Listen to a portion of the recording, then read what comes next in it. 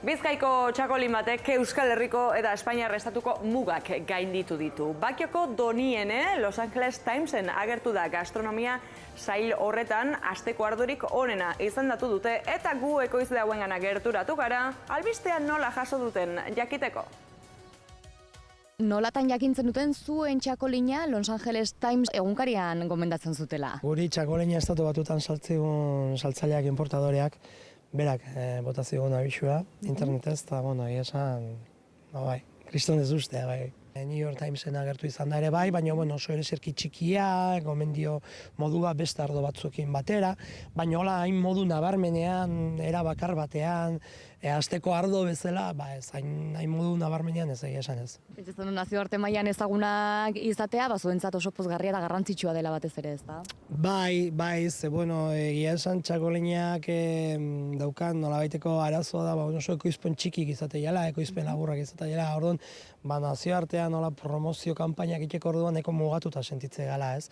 Eta orduan, olako suerte kolpek, egia esan oso mesedegarria izatea, bai. Bertan, definitzen dute txakolina, ausarta, gardena, nik ezakizu adjetibo horiekin bat ote zatozen edo beste batzuk erantziko zenizkioken. Asko gustatzen zizkibera dituen adjetibok eta, gardenarena, bai egia esan, txakolina azkena finen, ardo gazte bada, ardo txuri gazte bada, eta gardentasuna izatea bere nolabaiteko seina ez. Eta ausartarena, guri txakolinari buruz beti gehien defendatzen dugun ezaugarria da, itxasertzeko ardo bat dela ez, eta itxasertzak ausartasun apurtxo bat eskatzeu beti ere ez. Ausartarena egia esan guk ez genuke inoiz erabiliko, baina hemendik aurrera geure hartuko dugu, bai.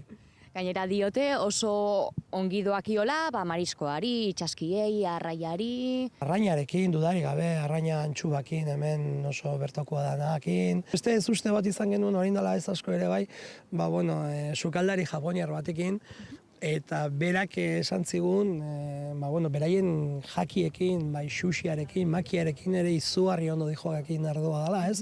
Eta, olako gauzak ere, lanean jarraitzeko gogoa indartzizu, Nazioartean asko kontsumitzen da gero eta gehiago txakolina. Estatu Batuetan saltzen hasi ginen oindala 6 urte, oso kantidade eskasa eta 6 urtetan ikusi dugu urtetik urtera gehiago dijoala, ez? Eta beraiek ere gehiago eskatzen dutela. Azezortea gurean mundu mailan ezaguna den txakolina gertutik gertura izatea aprobetxatu dezagun beraz. Bakiotik Liernia Grezabala, Euskal Herria zuzenean.